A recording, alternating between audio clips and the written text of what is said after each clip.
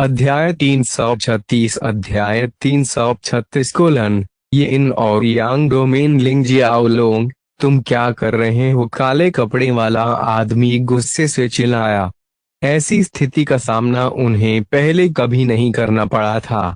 वह वास्तव में भयभीत था, यह जानकर कि वह निश्चित रूप से लिंग जियाओलोंग का मुकाबला नहीं कर सकता था। सिर्फ यह सोचना कि वह लिंग जियाओलोंग को मार सकता है अपने आप में एक पाप था जो उसे नहीं करना चाहिए था। यह उनकी सबसे बड़ी गलती भी थी जिसके कारण यह स्थिति उत्पन्न हुई। लिंग जियाओलोंग ने अपने चेहरे पर वही मुस्कान बरकरार रखी। उन्होंने उस काले कपड़े वाले आदमी से कुछ नहीं कहा। इसके बजाय उसने ये जियाओ की ओर देखा और उसकी आंखों में हरी चमक चमक उठी। अंतर्दृष्टि की आंखें, ये जियाओ इन आंखों को कैसे नहीं पहचान सका? वह यह जानकर हैरान रह गया कि इस दूसरे लिंग जियाओलोंग की भी वही आंखें थीं।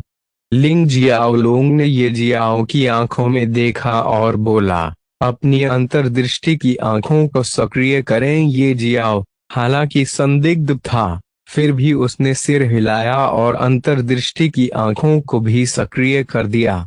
अंत में लिंग जियाओलोंग धीरे धीरे हवा में उठ गया। दिव्य प्रकाश के कण उनके शरीर पर एकत्रित होकर स्वर्ण कवच के रूप में प्रकट होने लगे। धीरे धीरे ये जियाओ के सिर के पीछे एक सुनहरा प्रभामंडल दिखाई दिया जो सूर्य का आकार बना रहा था, और इस सूरज के ठीक बीच में एक चांदी का आधा चांद देखा जा सकता था। जैसे ही उसने अपना हाथ हिलाया, विभिन्न ऊर्जाएं हवा में उठी और बाहरी अराजक डोमेन से मुक्त होकर एक स्वतंत्र डोमेन का निर्माण किया। यह इन और यांग, यह केवल ये जियो ही नहीं था, बल्कि घटना स्थल पर मौजूद हर किसी को एहसास हुआ कि इस डोमेन को भरने वाली ऊर्जा ये इन और यांग की ऊर्जा थी, जैसा कि यह इन और यांग सम्राट से अपेक्षा थी। लिंग जियाओलोंग ने फिर धीरे से कहा। उसके शब्द हर किसी के कानों में प्रवेश कर रहे थे। यह इन और यांग के लौकिक नृत्य में अस्तित्व का रहस्य पाया जा सकता है। यह एक सर्वोच्च सद्भाव है जहां विपरीत आपस में जुड़ते हैं और जीवन की असंख्य अभिव्यक्तियों को जन्म देते हैं। की गहराई में यिन की शांति में यांग की गति की क्षमता निहित है, और यांग की ऊर्जा के केंद्र में यह इनके आराम के लिए जगह है। यह ब्रह्मांड की शाश्वत लय है, और यही बात अराजकता के लिए भी लागू होती है, जहां प्रकाश और अंधकार, शक्ति और कोमलता का संगम होता है पूर्ण संतुलन में। जैसे ही लिंग जियाओलोंग ने बोलना समाप्त किया, उसने फिर से अपना हाथ लहराया। प्रकाश की दो किरणें निकलीं और उसके चारों ओर लयबद्ध रूप से नृत्य करने लगीं। वे एक दूसरे के पूरक थे और अलौकिक लग रहे थे। बहुत जल्द सभी ने प्रकाश की दो किरणें देखीं जो धीरे धीरे विस्तारित होकर दो ड्रैगन में बदल गईं, एक काला और एक सफेद। ये दोनों ड्रैगन एक दूसरे के इर्द गिर्द लिपट कर नाचते रहे। लिंग जियाओलोंग ने एक बार फिर बोलना शुरू किया। यह इन और यांग को दो महान ब्रह्मांडीय ड्रैगन के रूप में कल्पना करें, जो एक दूसरे के चारों ओर एक अंतहीन नृत्य में लिपटे हुए हैं। एक अंधेरे और रहस्य का ड्रैगन है, और दूसरा प्रकाश और कार्रवाई का ड्रैगन है। सर्वोच्च इस नृत्य की सुंदरता एक दूसरे पर उनके प्रभुत्व में नहीं है, बल्कि उनके उत्कृष्ट सामंजस्य में है, जहां वे एक दूसरे के अस्तित्व का सम्मान करते हैं। यह नृत्य स्वयं जीवन का सार है। यदि वे असंगत हैं, एक दूसरे को खींच रहे हैं और अलग कर रहे हैं, तो उनमें सब कुछ नष्ट करने की ताकत है। हालांकि यदि वे सद्भाव में हैं, तो वे सृजन का कारण बन सकते हैं। ये इन और यांग अस्तित्व के कैनवास पर ब्रशस्ट्रोक हैं। यदि अच्छी तरह से नियंत्रित किया जाए, तो वे पूर्ण संतुलन की एक उत्कृष्ट कृति चित्रित कर सकते हैं। ये इन और यांग दो विपरीत ताकतें हैं, लेकिन वे जुड़े हुए हैं। वे अच्छे तरीके से एक साथ काम कर सकते हैं, या वे लड़ सकते हैं और समस्याएं पैदा कर सकते हैं। जब ये इन और यांग संतुलित होते हैं, तो वे चीजें बना सकते हैं और बेहतर बना सकते हैं। लेकिन अगर वे यदि आप संतुलित नहीं हैं और लड़ते हैं तो वे विनाश का कारण बन सकते हैं। यह ऐसा है जैसे पहेली के दो महत्वपूर्ण टुकड़े एक साथ फिट होते हैं तो वे एक सुंदर चित्र बनाते हैं, लेकिन यदि आप उन्हें गलत तरीके से मजबूर करते हैं तो यह काम नहीं करता है और चीजें खराब हो सकती हैं। तोड़ना। जैसे ही उन्होंने बोलना समाप्त किया, लिंग शियाओलोंग ने अपनी उंगलियां चटकाईं। अचानक दो नाचते हुए ड्रैगन रुक गए और फिर सफेद और काली ऊर्जा की लहरों में बिखर गए, जो पूरे क्षेत्र में बिखर गई। रोशनी के सफेद और काले टुकड़े एक दूसरे से घुटते रहे। Thump thump thump thump. अचानक शांति छा गई। सब कुछ एकदम शांत हो गया, इस हद तक कि हर कोई अपने दिल की धड़कन की आवाज सुन सकता था। यह क्या है? सबका दिल दहल गया।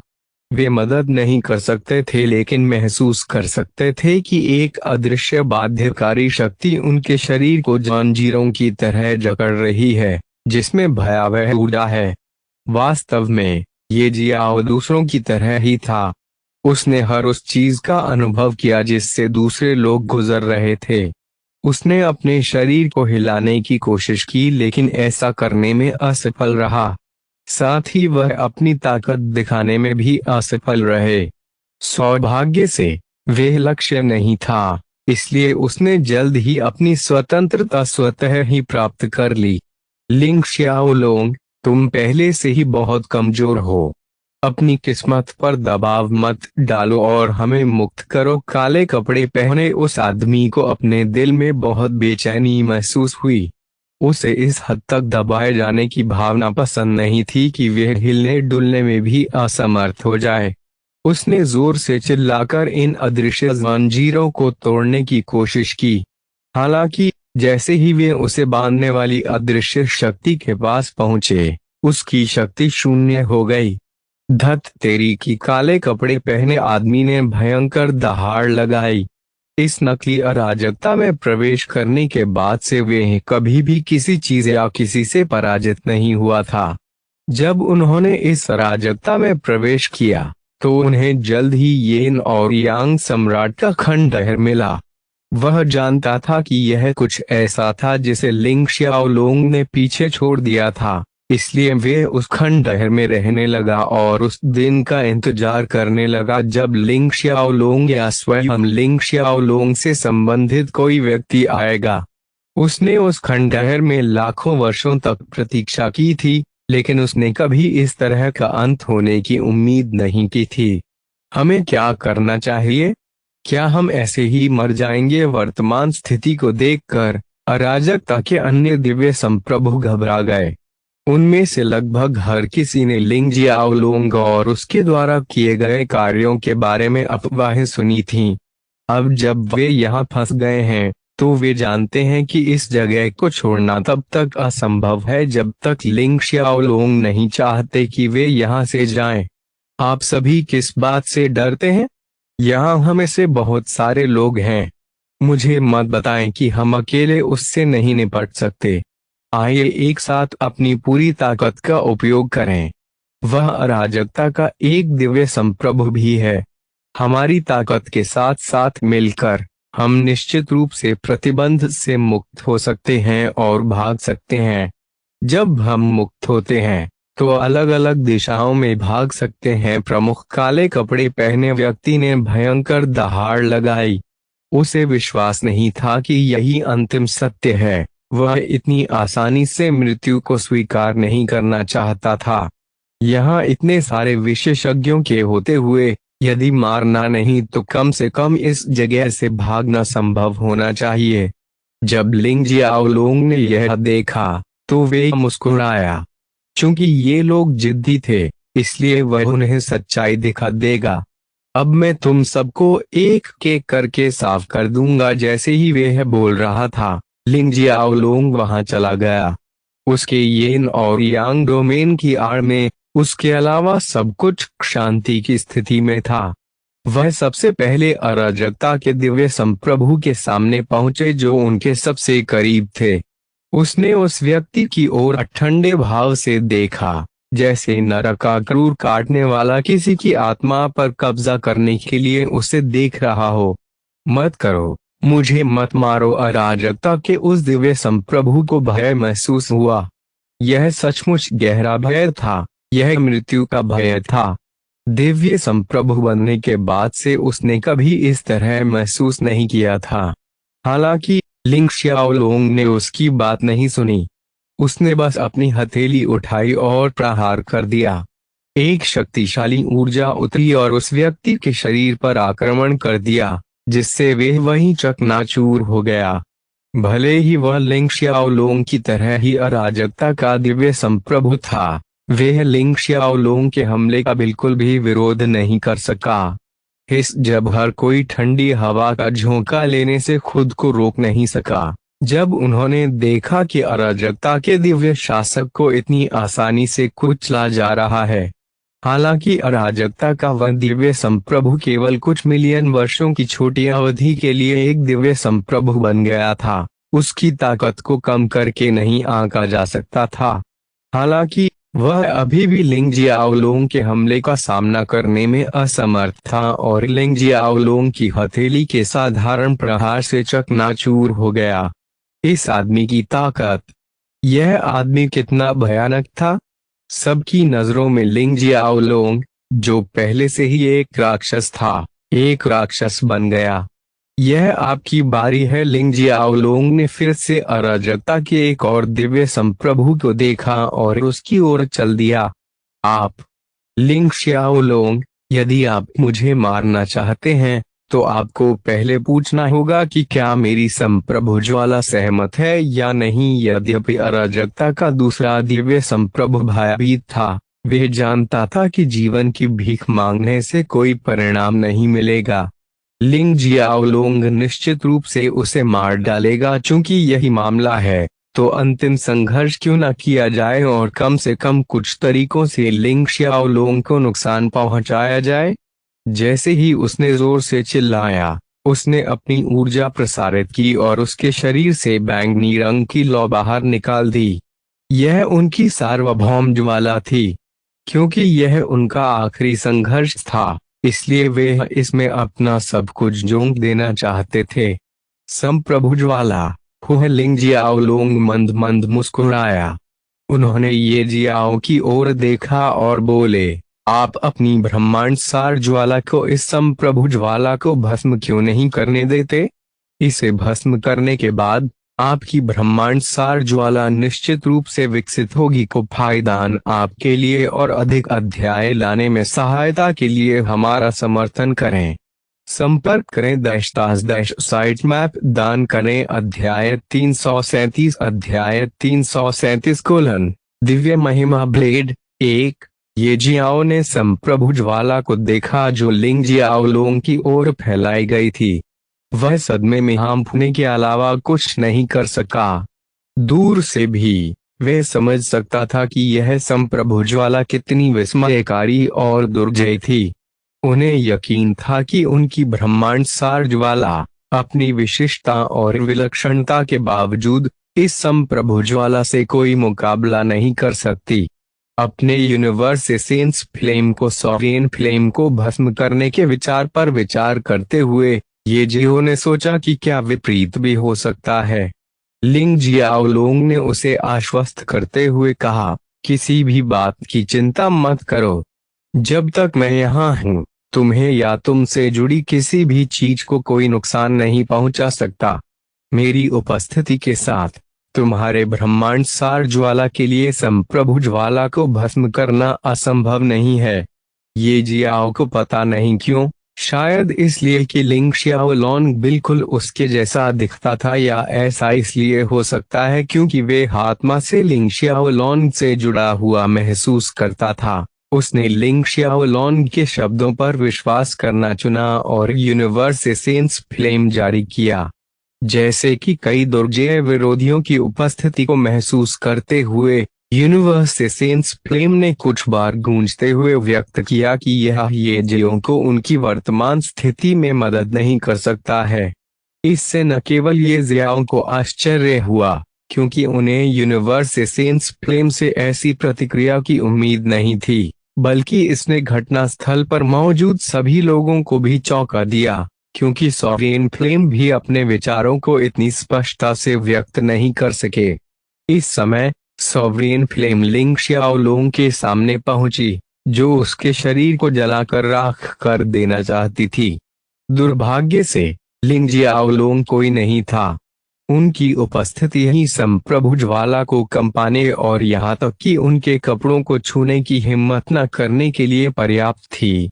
दुर्जेय संप्रभु ज्वाला लिंग जियाओलोंग के ठीक सामने रुक गई, अब उसके पास आने की हिम्मत नहीं कर रही थी। तुम क्या कर रहे हो? तुम मेरी लौ हो। मेरा आदेश सुनो, जाओ और उस हरामी को जला दो। संप्रभु ज्वाला के मालिक अराजकता के दिव्य संप्रभु ज्वाला पर चिल्लाने लगे। वह महसूस कर सकता था कि लिंग जियाओलोंग के सामने पहुंचने के ठीक बाद उसकी संप्रभु ज्वाला कितनी भयभीत हो गई थी। अब फ्यूचर द्वारा विज्ञापन चिंता मत करो, बस जाओ और उस लॉक को भस्म करो। लिंग जियाओलोंग मंद मंद मुस्कुराए और ब्रह्मांड सार ज्वाला से संप्रभु ज्वाला को भस्म करने का आग्रह किया। वह बोला, जब तक मैं यहाँ हूँ तुम्हें कोई हानि नहीं पहुंचा सकता। यूनिवर्स एसेंस फ्लेम थोड़ा टिमटिमाया, मानो लिंग जियाओलोंग के शब्दों पर विचार कर रहा हो, और फिर सीधे सॉवरेन फ्लेम की ओर बढ़ गया। भीड़ के दौरान लिंग शियाओलोंग ने एक दिव्य प्रकाश छोड़ा जो ब्रह्मांड सार ज्वाला में डूब गया, जिससे इसका बहुत विस्तार हुआ और फिर पूरी तरह से संप्रभु ज्वाला को घेर लिया। आज जिस क्षण संप्रभु ज्वाला पूरी तरह से ब्रह्मांड सार ज्वाला से ढक गई, अराजकता का दिव्य संप्रभु दर्द से चिल्ला उठा। उसे लगा कि उसकी आत्मा का एक हिस्सा अचानक उसके शरीर से निकाल दिया गया है, जिससे वह दर्द से कराह रहा है। शायद यह एक दिव्य प्रकाश था जिसने ये जियों की लॉक की सहायता की। Sovereign flame universe essence flame द्वारा पूरी तरह से भस्म होने से पहले संघर्ष करने में भी असमर्थ थी। बैंगनी रोशनी ने धीरे धीरे जलती हुई ब्रह्मांड सार ज्वाला को घेर लिया। ये जियाओ को उसी पल पता चल गया कि उसकी लौट एक बड़े बदलाव से गुजर रही है। उन्होंने ब्रह्मांड सार ज्वाला को वापस बुलाया और परिवर्तन से गुजरने के लिए इसे ब्रह्मांड के अंदर भेजा। उन्हें नहीं पता था कि यह विकास किस प्रकार का परिवर्तन लाएगा, लेकिन उन्हें यकीन था कि यूनिवर्स एसेंस फ्लेम की ताकत निश्चित रूप से कई गुना बढ़ जाएगी। लिंग जियाओलोंग ने अराजकता के चिल्लाते हुए दिव्य संप्रभु को नजरअंदाज कर दिया और उसके सिर पर जोर से मुक्का मारा, जिससे उसका सिर तरबूज की तरह फट गया। यह आपकी बारी है। उसे मारने के बाद लिंग जियाओलोंग उस काले कपड़े पहने व्यक्ति की ओर मुड़ा जो अब उसके सबसे करीब था। वह काले कपड़े वाला आदमी, जो इस समूह का नेता भी था, एक गहरे भय का अनुभव करते हुए उसका हृदय जोर से कांप उठा। लिंग जियाओलोंग की ताकत बहुत भयानक थी। उनका उनसे कोई मुकाबला नहीं था। वह जानता था कि उसकी मृत्यु का समय आ गया है। लिंग जियाओलोंग के सामने किसी भी प्रकार का संघर्ष करना असंभव है। वास्तव में भले ही वे थोड़ा संघर्ष करने में कामयाब रहे, इससे उनकी मृत्यु में थोड़ी देरी ही होगी। वह आज जा रहा था। लिंग जियाओलोंग के अलावा कोई भी इस सच्चाई को नहीं बदल सकता था। अब फ्यूचर द्वारा विज्ञापन मत करो, मुझे मत मारो। टावर ऑफ विजडम ने मुझे ऐसा करने के लिए मजबूर किया था। मुझे जाने दो। जब तक तुम मुझे जाने दोगे, मैं तुम्हारे लिए कुछ भी कर सकता हूँ। काले कपड़े वाला आदमी डर गया था। वह सचमुच डर गया था। ऐसा डर उसे पहले कभी महसूस नहीं हुआ था। यह जानते हुए कि केवल लिंग जियाओलोंग ही आज अपना अंतिम परिणाम बदल सकता है, उसने तुरंत अपने जीवन की भीख मांगना शुरू कर दिया।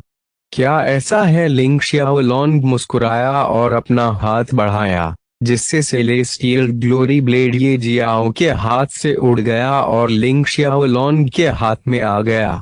दिव्य महिमा ब्लेड कांप उठा और उसने गुनगुनाहट की आवाज निकाली। जो अपने मालिक के हाथ में लौटने के बाद महसूस की गई खुशी को व्यक्त कर रहा था।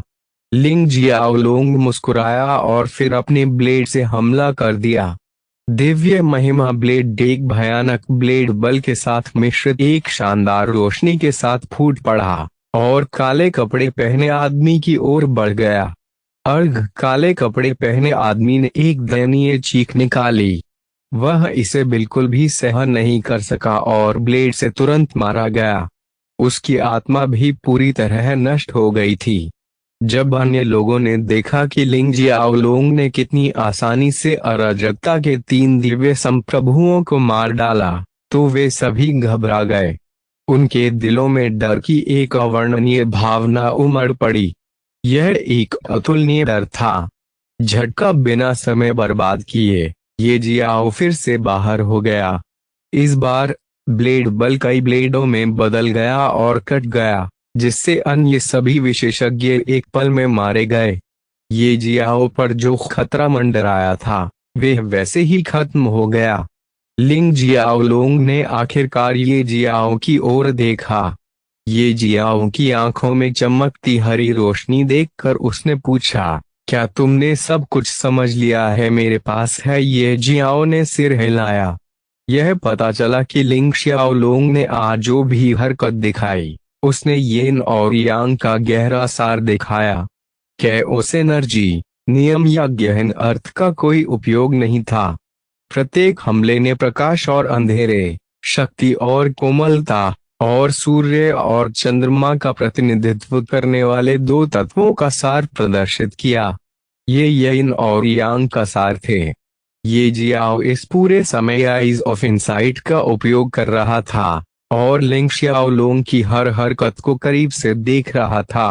अंतर्दृष्टि की आंखों की मदद से उसने वे सब कुछ समझ लिया जो लिंग जियाओलोंग ये जियाओ को समझाना चाहता था। अंत में ये जियो ने इनसाइट की आंखों को निष्क्रिय कर दिया, जिससे यह सामान्य स्थिति में लौट आया। लिंग जियाओलोंग ने अपना यिन और यांग डोमेन भी हटा दिया। फिर उसने दिव्य ग्लोरी ब्लेड को धीरे से सहलाया और पूछा, क्या आप इस ब्लेड के बारे में कुछ जानते हैं? ये जियाओ को अपना सिर हिलाते हुए देखकर लिंग जियाओलोंग ने धीरे से कहा, यह ब्लेड हमारे लिए एक गहरा अर्थ रखता है। यह हमारे गौरव, हमारे अतीत, हमारे पतन और हमारे उत्थान का प्रतीक है।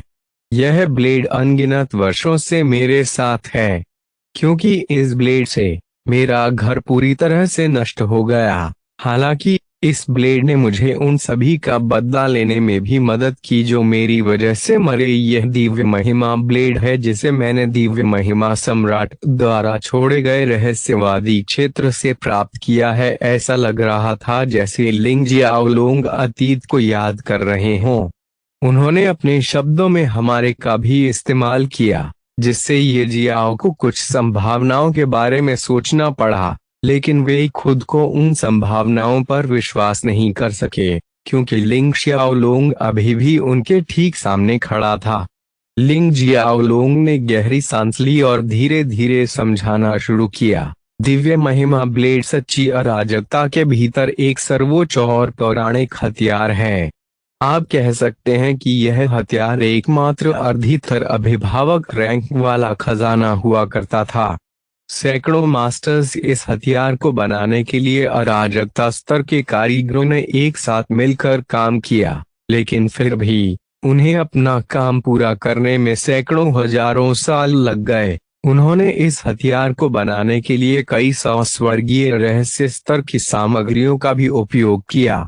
हालांकि इस हथियार को बनाने के लिए उपयोग की जाने वाली 2 मुख्य सामग्रियां सबसे मूल्यवान थीं।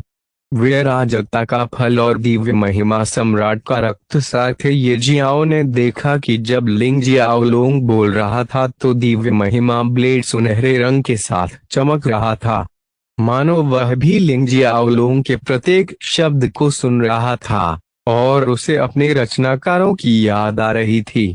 यह उन लोगों के लिए, मुख्य रूप से अपने पहले स्वामी दिव्य महिमा सम्राट के लिए अपना दुख व्यक्त करते हुए थोड़ा कांपने से खुद को नहीं रोक सका। दरअसल ये जियाओ भी पूरे ध्यान से सारी बातें सुन रहा था। उन्होंने कुछ शब्द नोट किए, जैसे अराजकता का फल, दिव्य महिमा, सम्राट का रक्त सार, अर्धीथर संरक्षक रैंक वाला खजाना, और भी बहुत कुछ। वह जानता था कि ये बहुत महत्वपूर्ण कारक थे जिन्हें उसे जानना चाहिए।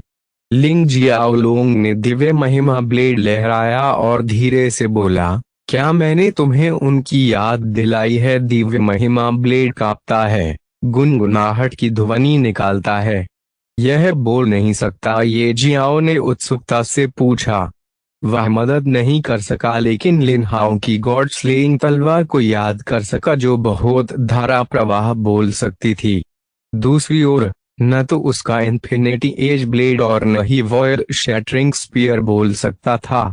वे केवल उसके साथ अपने बंधनों के माध्यम से अपनी भावनाओं और संवेदनाओं को व्यक्त कर सकते थे। पब फ्यूचर द्वारा विज्ञापन को फायदान आपके लिए और अधिक अध्याय लाने में सहायता के लिए हमारा समर्थन करें। संपर्क करें दैश मैप दान करें। अध्याय 338 अध्याय 338 दिव्य महिमा ब्लेड 2 वास्तव में कीमती हथियार भावनाओं को दिखा सकता है, उनके और उनके मालिक के बीच संबंधों के माध्यम से अपने विचारों को साझा कर सकता है, लेकिन इंसानों की तरह बात नहीं कर सकता है। लिंग जियाओलोंग बोला। वह कुछ सेकंड के लिए रुका और फिर से बोलना शुरू कर दिया। यदि आप ईश्वर की हत्या करने वाली तलवार के बारे में सोच रहे हैं, तो आपको इसके बारे में ज्यादा नहीं सोचना चाहिए। यह बोल सकता है क्योंकि यह स्रोत ब्रह्मांड की आत्मा द्वारा अनुमोदित एक हथियार है। यह बोल सकता है क्योंकि इसे किसी ऐसे व्यक्ति को चुनने के एकमात्र उद्देश्य के लिए बनाया गया था जो स्वर्ग के लिए लड़ सके। यह हथियार सिर्फ एक अपवाद है। लिंग वेईलोंग ने इन्फिनिटी एज ब्लेड को लहराया, जिससे कई ब्लेड लाइटें बुझ गईं, जिसके परिणाम स्वरूप जमीन के खिलाफ कई टकराव हुए। फिर उन्होंने कहा, जैसा कि मैंने पहले ही कहा, इस ब्लेड के निर्माण में उपयोग की जाने वाली दो मुख्य सामग्रियां अराजकता के फल की मूल ऊर्जा और दिव्य महिमा सम्राट का रक्त सार हैं। अराजकता का फल वास्तव में अराजकता के पेड़ द्वारा उत्पादित एक फल है। अराजकता का कमल केवल अराजकता के पेड़ के गहन मूल सागर में पाया जा सकता है। गहन उत्पत्ति सागर एक पूरी तरह से छिपी हुई दुनिया की तरह है, एक अराजकता अधिपति संत क्षेत्र की तरह योद्धा का अराजकता दिव्य सागर, और एक नवविशाल उत्पत्ति सागर क्षेत्र योद्धा का मूल सागर। अराजकता के पेड़ के गहरे मूल समुद्र से कोई संबंध नहीं है। अराजकता का पेड़ वास्तव में एक फल पैदा करता है। हर युग में अराजकता, जब भी अराजकता का कोई फल प्रकट होता है, तो यह हमेशा अराजकता के हजारों मास्टरों के बीच बड़े पैमाने पर युद्ध का कारण बनता है। ऐसा इसलिए है क्योंकि यह फल अकेले ही मास्टर ऑफ चोआस के स्तर को लगातार 5 स्तरों तक बढ़ा सकता है। एक महत्वपूर्ण बिंदु यह है कि केवल अराजकता का स्वामी इस फल को निगल सकता है। यदि अराजकता के स्वामी से कमजोर कोई योद्धा इसे निगल ले, तो वे फट जाएंगे और मौके पर ही मर जाएंगे। मैंने अपने पूरे जीवन में अराजकता का फल कभी नहीं देखा है, लेकिन मैंने इस फल से जुड़ी कई कहानियां सुनी हैं। ऐसा कहा जाता है कि यह फल अपने भीतर अराजकता का सार रखता है। यदि आप इस फल को पाने के लिए पर्याप्त भाग्यशाली हैं, इसे तुरंत निगलने में कभी संकोच न करें।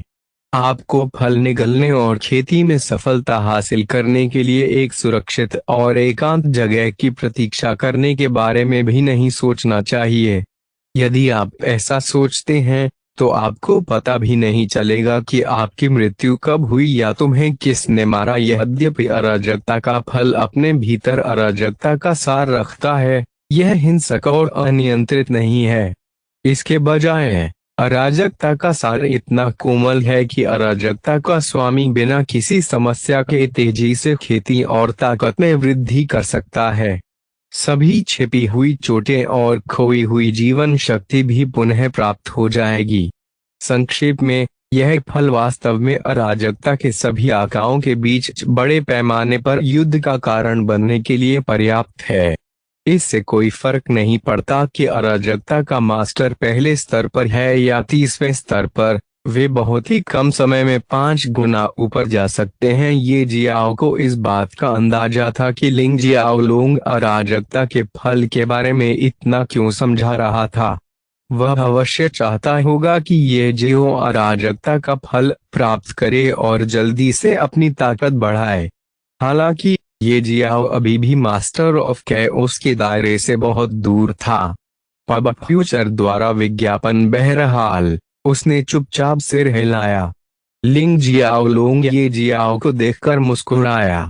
वह समझ सकता था कि ये जियाओ के दिमाग में क्या चल रहा है, लेकिन इससे कोई फर्क नहीं पड़ता और स्पष्टीकरण की भी कोई आवश्यकता नहीं है।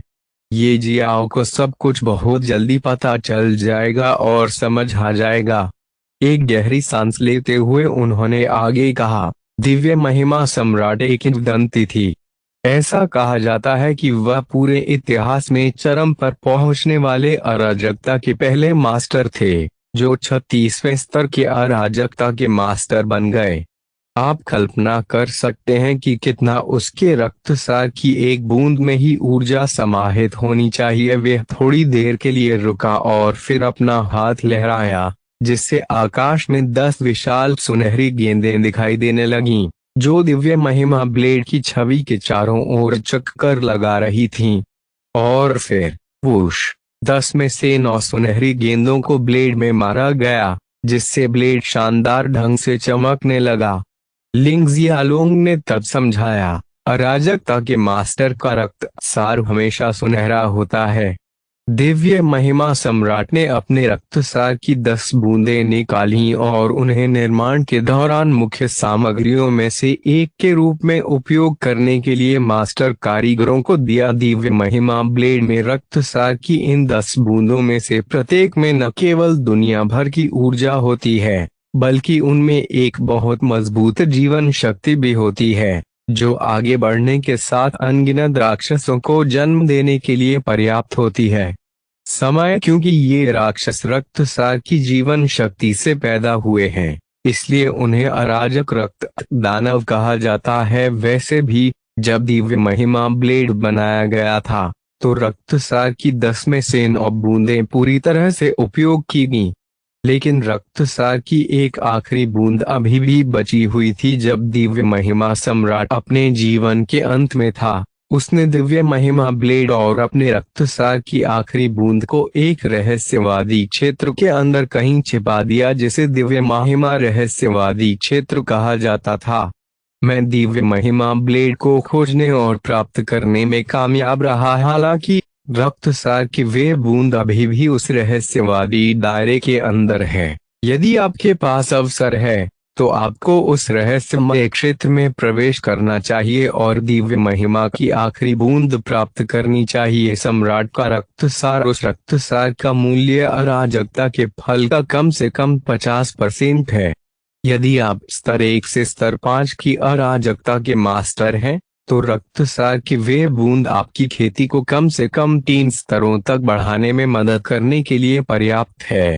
खेती का आधार जितना मजबूत होगा, ब्लड एसेंस का प्रभाव उतना ही कम होगा। ये जियो आखिरकार ये जियो द्वारा दिव्य महिमा ब्लेड के इतिहास की व्याख्या के पीछे के कारण की पुष्टि कर सकता है।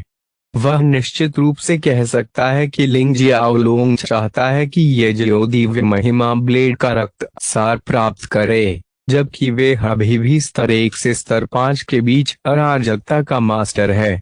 तब वह चाहता है कि ये जियो जाए और अराजकता के फल के लिए लड़े अच्छी तरह से, ताकि उसकी ताकत तेजी से एक निश्चित सीमा तक बढ़ सके, अराजकता के मास्टर्स के खिलाफ लड़ने के लिए पर्याप्त हो और मौत के लगातार खतरे में न रहे। लिंग जियाओलोंग यही नहीं रुके। उसने दिव्य महिमा ब्लेड लहराया और सभी छवियां गायब हो गईं। पब फ्यूचर द्वारा विज्ञापन, फिर उन्होंने समझाना जारी रखा, इस तरह के एक उल्लेखनीय हथियार के निर्माण के लिए उच्चतम स्तर की शिल्प कौशल की आवश्यकता होती है।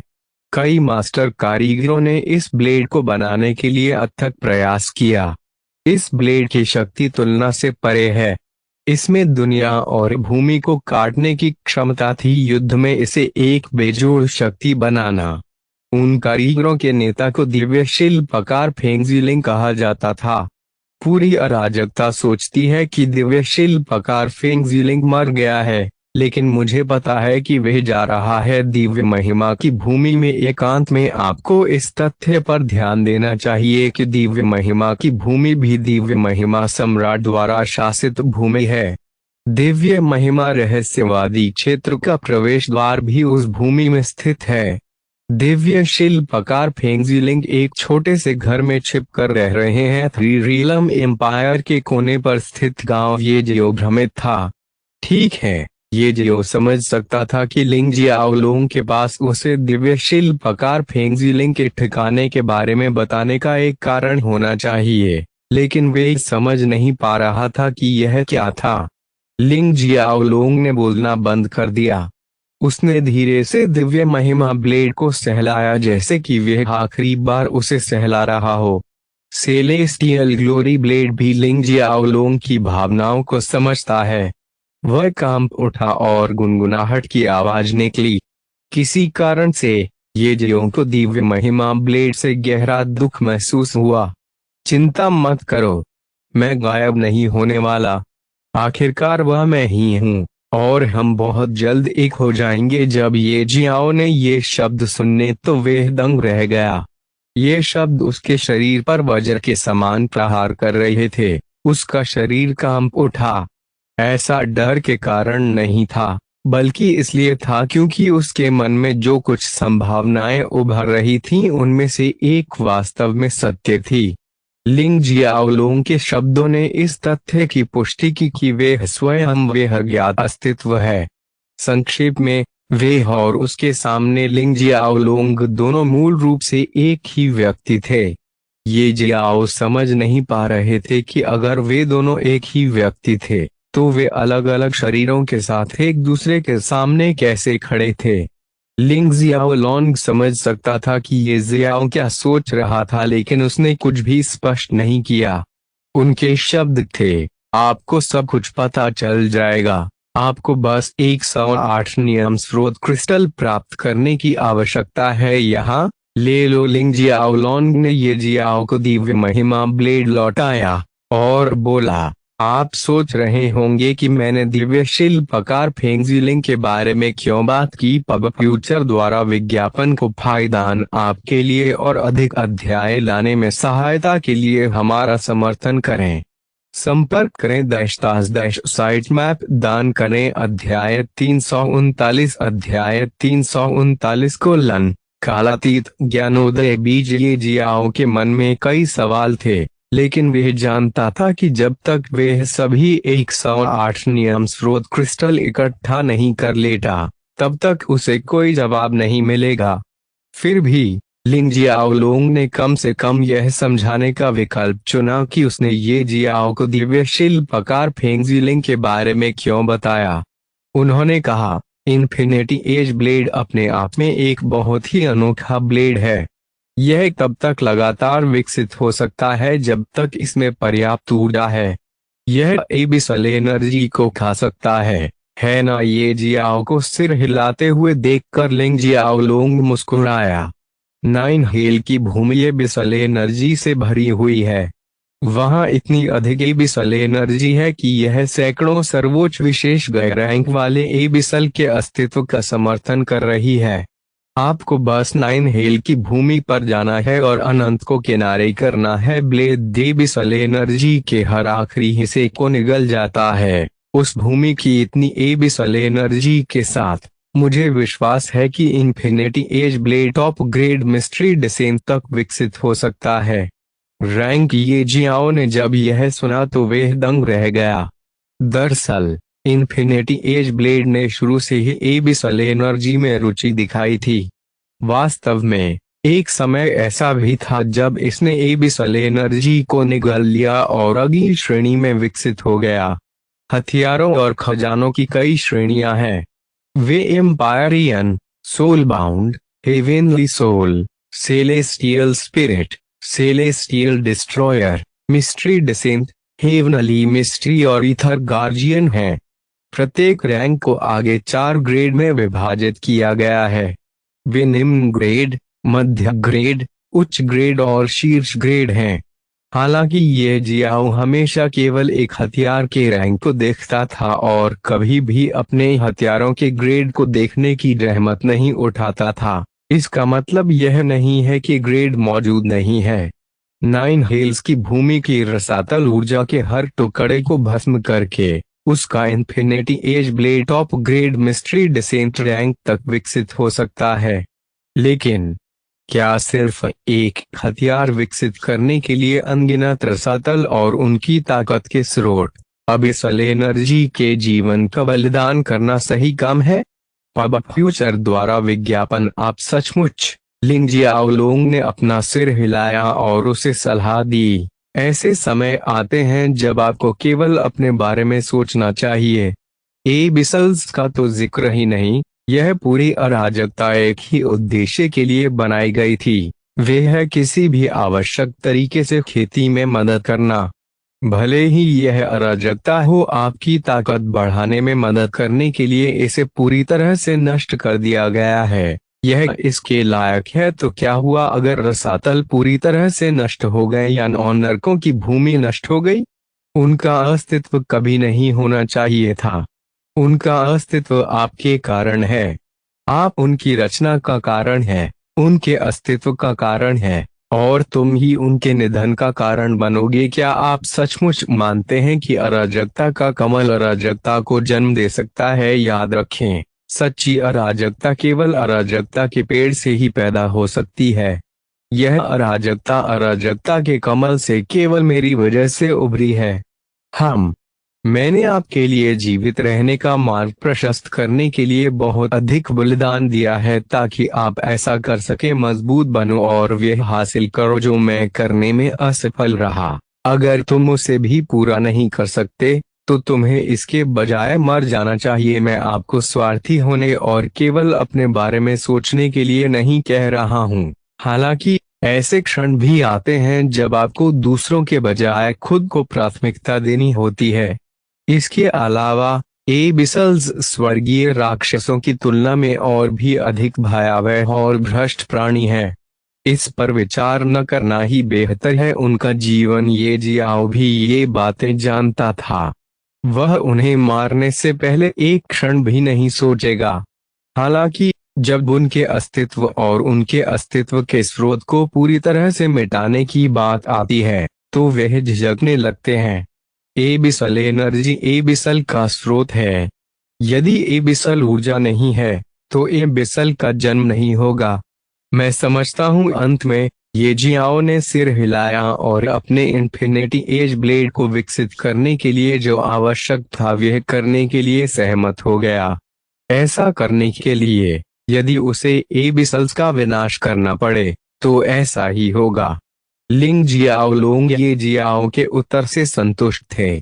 फिर उन्होंने बोलना जारी रखा, जब आप दिव्य महिमा की भूमि में हो तो दिव्य शिल्पकार फेंगजिलिंग को ढूंढें और उसे इन्फिनिटी एज ब्लेड और दिव्य महिमा ब्लेड को विलय करने के लिए राजी करें। केवल वही ऐसा कर सकता है। एक बार इन दोनों हथियारों का विलय हो जाए तो एक नया हथियार का जन्म होगा। वह हथियार संपूर्ण अराजकता में पहला ईथर गार्जियन रैंक वाला हथियार होगा। ये जियाओ को आखिरकार वह कारण समझ में आया कि लिंग जियाओलोंग ने उसे दिव्य शिल्पकार फेंगजिलिंग के बारे में क्यों बताया था। पब फ्यूचर द्वारा विज्ञापन एक ईथर गार्जियन रैंक वाला हथियार और इस रैंक का पहला हथियार। ये जियाओ ने गहरी सांस ली।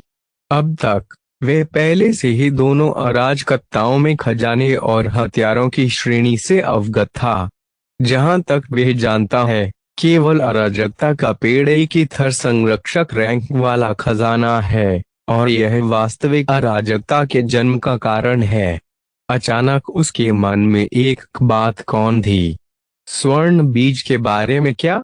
वह बीज लगातार ये जियाओ के मूल सागर के अंदर व्यापक ऊर्जा का निर्वहन कर रहा था।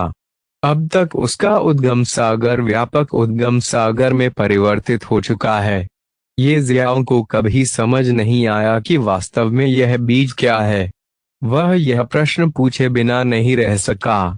निसंदेह लिंग जियाओलोंग ने उसे उत्तर दिया, लेकिन यह जवाब कुछ ऐसा था जिसकी ये जियाओ ने कभी उम्मीद नहीं की थी। यह पता चला कि गोल्डन सीड का असली नाम टाइमलेस इनलाइटनमेंट सीड था। ऐसा कहा जाता है कि जब कुछ भी नहीं था तो अंधकार के अलावा कुछ भी नहीं था। इस शून्यता में दो शाश्वत अभिभावकों का जन्म हुआ। वे अराजकता के वृक्ष के बीज और कालातीत ज्ञानोदय बीज थे। समय के विस्तार के साथ अराजकता के वृक्ष के बीज ने एक परिवर्तनकारी यात्रा की। इसने कालातीत ज्ञानोदय बीज द्वारा प्रदत्त शाश्वत बोध की ऊर्जा को अवशोषित कर लिया।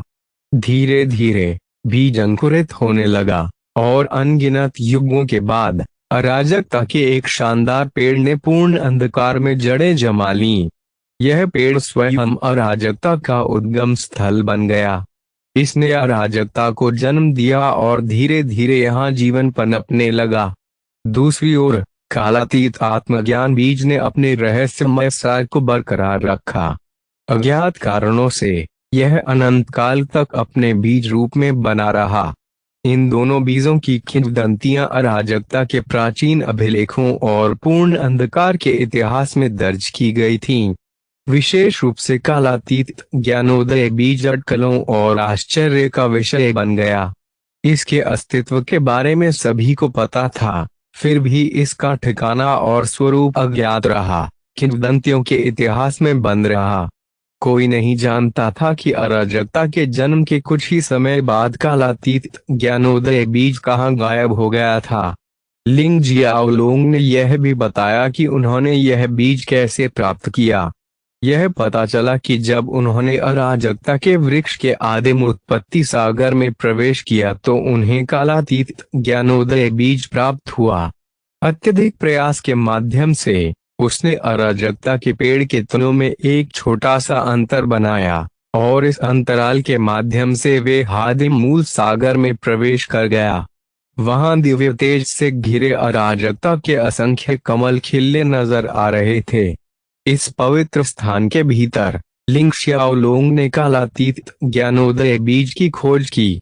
लिंग जियाओलोंग को इस बात का कोई अंदाजा नहीं था कि कालातीत ज्ञानोदय बीज अराजकता के वृक्ष के आदिम मूल सागर में कैसे समाप्त हुआ। उन्होंने न केवल एक महान उद्देश्य के लिए अराजकता का कमल छीन लिया, बल्कि उन्होंने कालजयी ज्ञानोदय बीज भी छीन लिया। इसके बाद लिंग जियाओलोंग ने कई चीजें हासिल करने के लिए कालातीत ज्ञानोदय बीज की व्यापक ऊर्जा का उपयोग किया। इस व्यापक ऊर्जा की बदौलत ही उन्होंने असंभव दिखने वाली चीज को हासिल किया। अधूरा होने के बावजूद वह अराजकता की अभिव्यक्ति को सामने लाने के लिए अराजकता के कमल को प्रेरित करने में कामयाब रहा।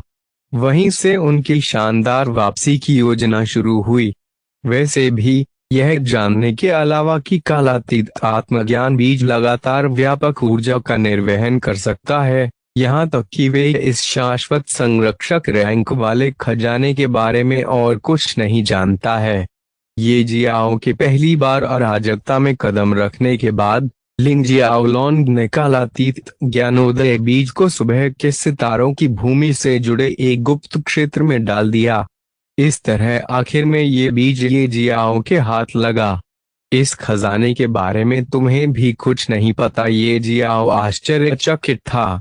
उसने अपने उद्गम सागर के अंदर झांकने की हिम्मत नहीं की। उसे डर था कि कहीं वे आत्मज्ञान की अवस्था में अनंत काल के लिए सो न जाए।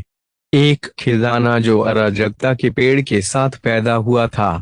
ये जियाओ आश्चर्यचकित हुए बिना नहीं रह सका। अन्य चीजें भी होनी चाहिए जो गोल्डन सीड कर सकता है। यह सिर्फ इतना है कि कोई नहीं जानता कि कैसे। यदि वह कालातीत ज्ञानोदय बीज को अंकुरित करने में कामयाब रहा तो वे इसके कार्यों के बारे में और अधिक जानने में सक्षम हो सकता है। हालांकि इसे हासिल करना एक दुर्गम चुनौती प्रतीत हो रही थी। आखिरकार यह बीज अनंत काल तक निष्क्रिय पड़ा रहा। यह सच्ची अराजकता के जन्म से पहले अस्तित्व में था। वास्तव में यह तब भी था जब अराजकता का पेड़ सिर्फ एक बीज था। अराजकता का वृक्ष कालातीत ज्ञानोदय बीज द्वारा जारी व्यापक ऊर्जा को अवशोषित करने के बाद ही अपने बीज अवस्था से अंकुरित होना शुरू हुआ। लेकिन इस रहस्यमय बीज का क्या? किस प्रकार की ऊर्जा इसे अंकुरित होने के लिए प्रेरित कर सकती है? ये जियाओ को पता था कि वे केवल समय के साथ उत्तर पा सकता है, और यह केवल वास्तविक अराजकता में है। इस बात की भी संभावना है कि शायद उसे कभी उत्तर न मिल पाए। पब फ्यूचर द्वारा विज्ञापन को फायदान आपके लिए और अधिक अध्याय लाने में सहायता के लिए हमारा समर्थन करें। संपर्क करें _साइटमैप दान करें। अध्याय 340 ये इन और यांग स्रोत क्रिस्टल ये जियो और लिंग जियाओलोंग ने कुछ घंटों तक बात की। इस अवधि के दौरान लिंग शियाओलोंग ने ये जियाओ के कई संदेहों को स्पष्ट किया। ये जियो ने याद किया कि लिंग शियाओलोंग ने पहले अर्धशाश्वत संरक्षक रैंक वाले हथियार के रूप में सेलेस्टियल ग्लोरी ब्लेड का उल्लेख किया था। जिज्ञासु ये जियाओ ने इस रैंक के दूसरे हथियार के बारे में पूछताछ की। लिंग जियाओलोंग ने उन्हें सूचित किया कि यह उनका शाश्वत रोष दिव्य भाला था। लिंग जियाओलोंग के अनुसार शाश्वत रोष दिव्य भाला अतीत के एक ड्रैगन, शाश्वत रोष दिव्य ड्रैगन के अस्थिसा से तैयार किया गया था। अफवाह थी कि यह ड्रैगन 27वें स्तर का अराजकता का मास्टर था, लेकिन अज्ञात कारणों से उसकी असामयिक मृत्यु हो गई।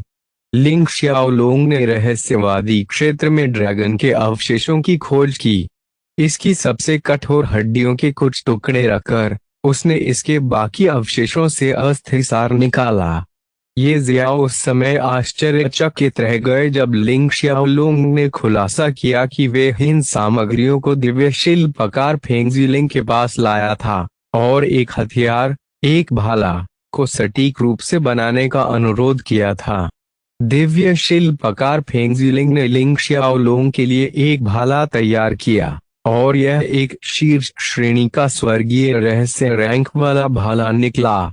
लिंग शियाओलोंग ने इस उल्लेखनीय हथियार को इटर्नल फ्यूरी डिवाइन स्पीयर नाम दिया।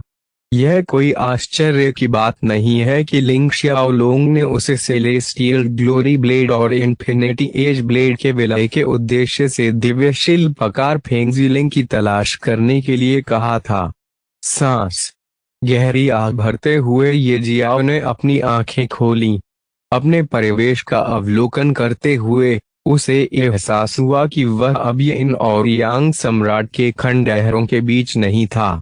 इसके बजाय उसने खुद को पूर्वजों के अजूर मकबरे पर वापस पाया। सटीक होने के लिए वह बाहर खड़ा था, पूर्वजों के अजूर मकबरे के प्रवेश द्वार पर तैनात था। प्रवेश द्वार को पहले ही सील कर दिया गया था। केवल मिस्टिक फॉल्स की भूमि के मूल निवासी के पास ही इसे फिर से खोलने की क्षमता थी। ये जियाओ का ध्यान तुरंत उसके हाथों पर चला गया। उसे महसूस हुआ कि उसके दोनों हाथों में कुछ है।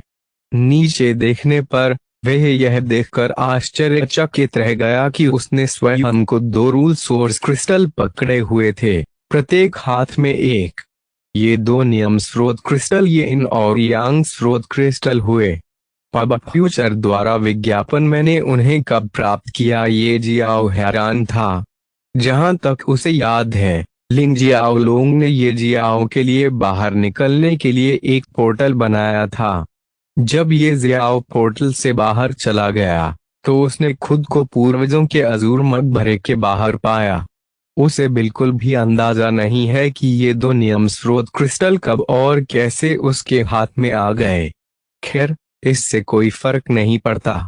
तथ्य यह था कि वह यिन और यांग स्रोत क्रिस्टल प्राप्त करने में सफल हो गया था। वह अब मिस्टिक फॉल्स की भूमि छोड़ सकता है और अन्य नियम स्रोत क्रिस्टल प्राप्त करना जारी रख सकता है। यिन और यांग स्रोत क्रिस्टल को रखते हुए ये जियो ने पास के शहर में टेलीपोर्ट किया। टेलीपोर्टिंग से पहले उन्होंने इस भूमि की खोज में 1 महीना बिताया। वह इस भूमि के बाहर तैरते हुए मंच पर लौट आया। ये जियाओ ने जल्द ही अपनी अगली मंजिल तय कर ली। उसने फेंग यून के पिता महान व्यक्ति से मिलने की योजना बनाई। जब फेंग यून ने ये जियो से पूछा कि वह मुआवजे के रूप में क्या चाहता है, तो ये जियो ने उससे वादा किया कि वह फेंग यून के पिता के खजाने से एक खजाना ले सकता है। उस समय उन्होंने कभी भी यह उम्मीद नहीं की थी कि नियम स्रोत क्रिस्टल में से एक भी उस महान व्यक्ति के खजाने में संग्रहित किया जाएगा। यदि रानी न होती तो वे इस महत्वपूर्ण जानकारी को कभी नहीं जान पाता। अब फेंग यून को अपना वादा पूरा करने का समय आ गया है। ऐसा करने के लिए उसे पहले फेंग यून को ढूंढना था। दुर्भाग्य से उसे पता नहीं था कि फेंग यून कहाँ स्थित था, लेकिन इसका मतलब यह नहीं था कि उसके पास उसे ढूंढने का कोई रास्ता नहीं था। यह अराजकता ये जियो को उसके विकास में मदद करने के लिए ही थी। ये जियो क्या उससे फेंग यून के ठिकाने के बारे में पूछ सकता था, और उसने ऐसा ही किया। बेशक अराजकता हर एक का स्थान जानती है। इसने ये जियो को फेंग यून के स्थान के बारे में आसानी से बता दिया। अब फ्यूचर द्वारा विज्ञापन ये जियो ने क्या उसको धन्यवाद दिया और गायब हो गया। इस बार उनका लक्ष्य पीले वसंत की भूमि था। उसे नहीं पता था कि फेंग यून वहां क्या कर रहा था, लेकिन इससे कोई फर्क नहीं पड़ा। उनका इससे कोई लेना देना नहीं था। ये जियो को बस फेंग यून को ढूंढना था और उससे अपना वादा पूरा कराना था। पीले वसंत की भूमि पवित्र आत्मा पर्वत एक महासागर के केंद्र में स्थित था। जाहिर है यह एक छोटा सा द्वीप था। यह एक विशाल हथेली की तरह दिखता था जो आकाश और पृथ्वी के बीच तैर रहा था, जिससे लोगों को भय और रहस्यमयता महसूस हो रही थी। इस समय 10,000 मनुष्य दूर से खड़े होकर देख रहे थे। उनमें विशेषज्ञों की कमी नहीं थी। इस समय हर कोई आकाश और पृथ्वी के बीच एक विशाल प्रतिबंध को स्पष्ट रूप से महसूस कर सकता था, जिसने इस द्वीप को बाहरी दुनिया से अलग कर दिया था। यह विशाल अवरोध वह स्थान होना चाहिए जहां एक समय के शक्तिशाली रक्त दानव ड्रैगन को कैद किया गया था।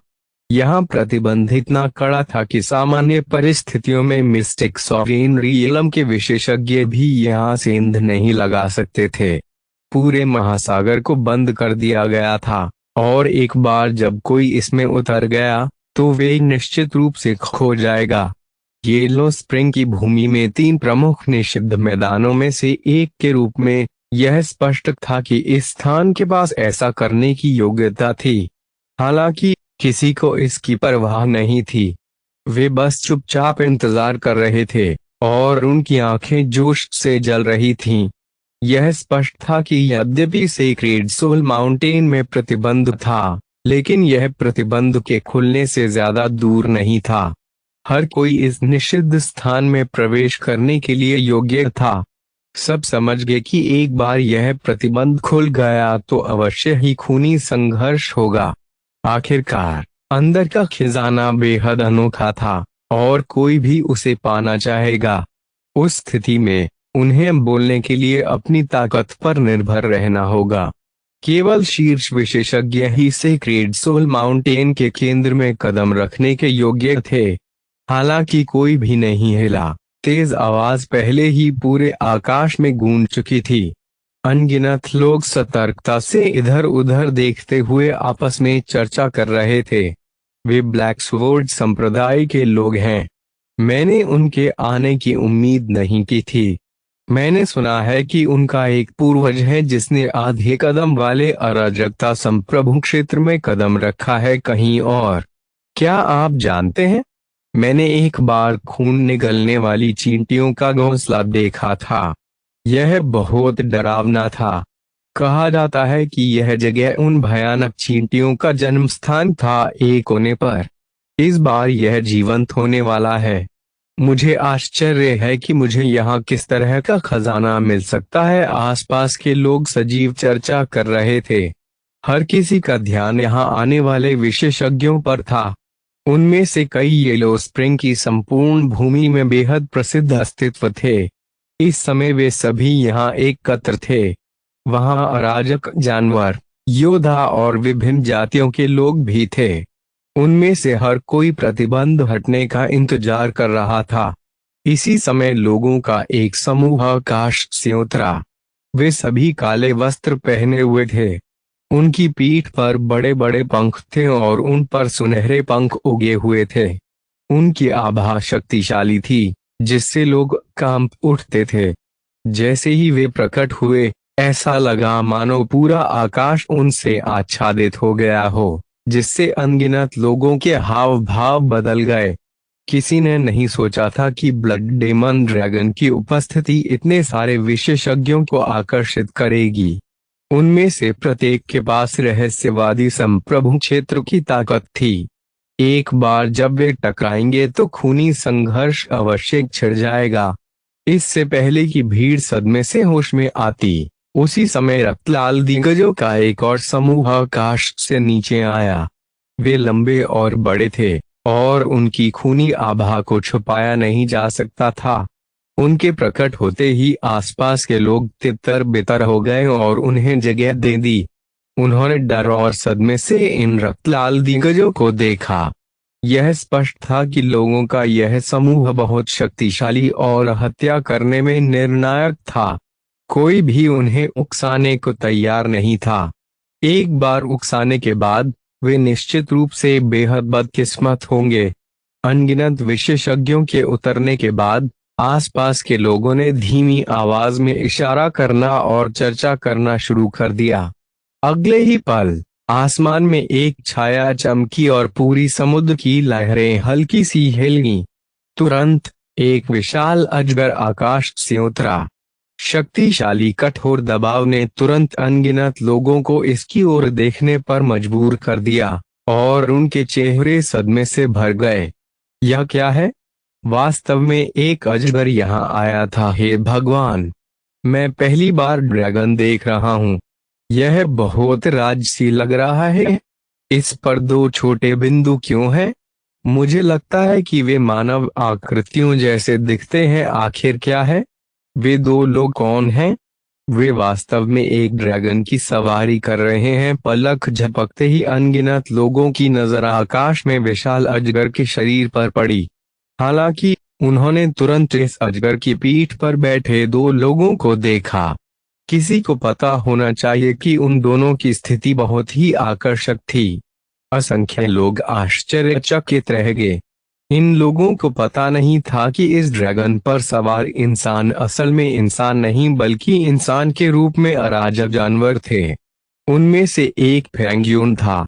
पब फ्यूचर द्वारा विज्ञापन को फायदान आपके लिए और अधिक अध्याय लाने में सहायता के लिए हमारा समर्थन करें। संपर्क करें / साइट मैप दान करें।